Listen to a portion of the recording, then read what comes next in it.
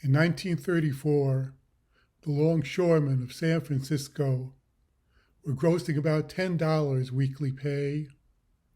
The bosses wrung your sweat 24 to 36 hours in a single shift. Then they dump you out of work for 3 or 4 days.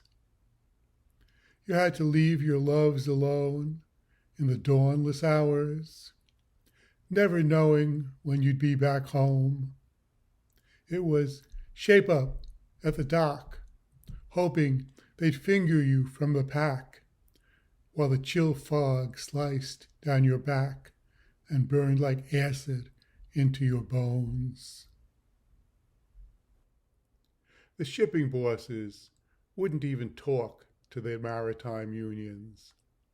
So 35,000 up and down the coast voted strike, with mass pickets in every port, from San Diego to Bellingham and Seattle.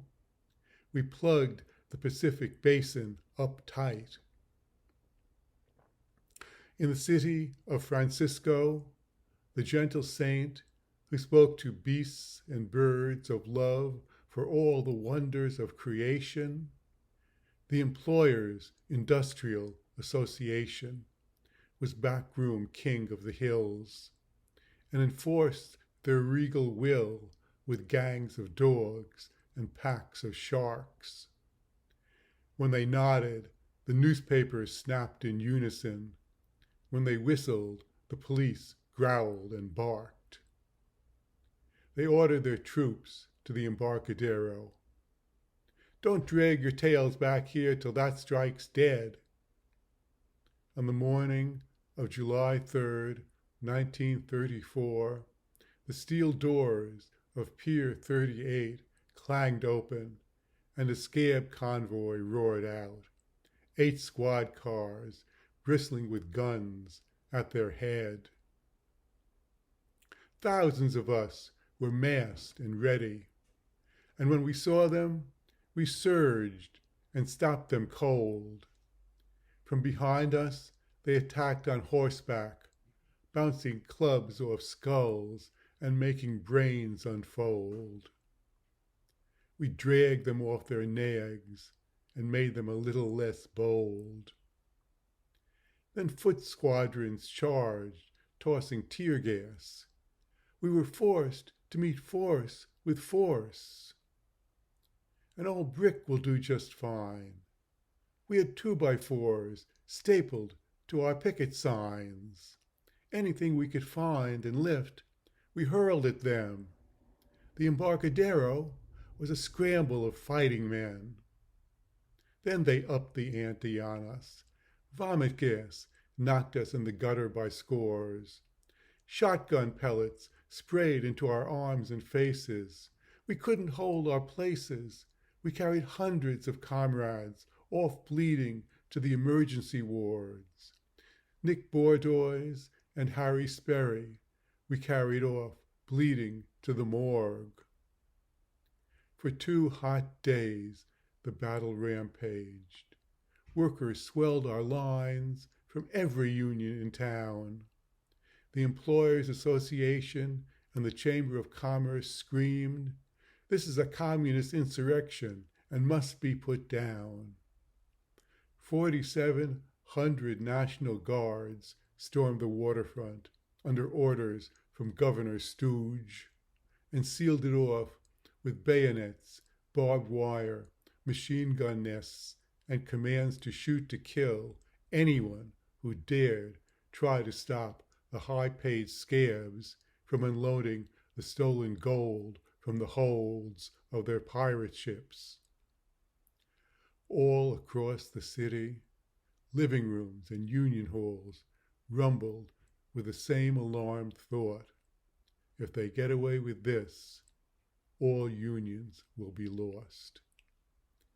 Some of us said to end it now before more are dead and the whole city's under martial law. Others said, spread it, shut down the whole country if we need to. A win for ones, a win for all. Painters Local 1158 sent out the call for a general sympathetic strike.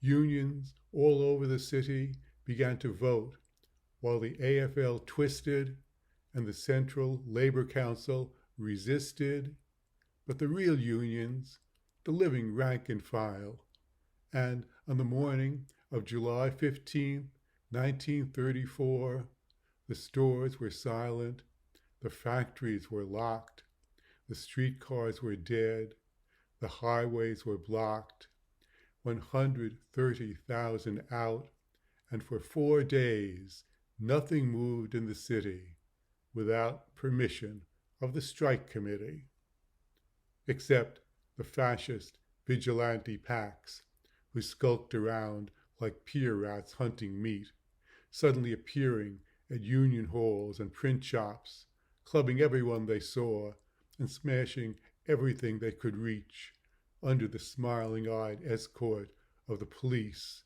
who waited down the street, then swaggered in and busted us all for resisting being beat.